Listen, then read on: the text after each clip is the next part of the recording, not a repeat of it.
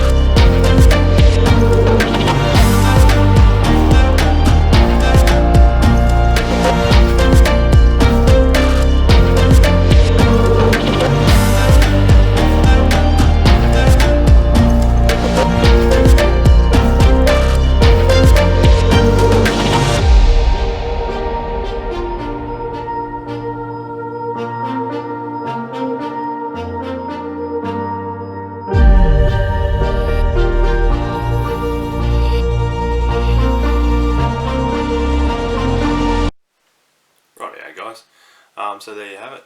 This is my new workspace. I hope that was enjoyable and wasn't too long. Rightio, a little bit more about the channel. Yume Factory was started 3 years ago when I moved back out to Wheeler. There isn't a great deal of JDM cars in town, or well, none that you could really see. So what I did was I started a car club and just put the word out and went down to Soup Cheap, found a couple of guys there that worked there that had a couple of JDM cars, and by word of mouth I started a little group and we had the regular car meets, and then from that we've sort of grown a little bit into a larger club. We branched out to the local cities around us. Our next largest city is an hour and a half away, and that's Gladstone. You go up through to Rocky, which is another hour and a half away. Being away from all the major cities makes a big impact. We're 8 hours away from Brisbane, where we don't really have the chance to get our hands on a lot of car stuff. I myself make a lot of parts myself, so I'd like to show you guys what's involved in doing that as well, and coming up with the ideas and different types of parts that I'd like to make.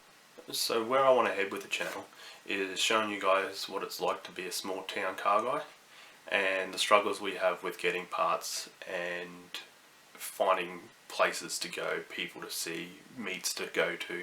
So kick back, relax, hit that like button, that subscribe button, and join in the journey that is Yume Factory.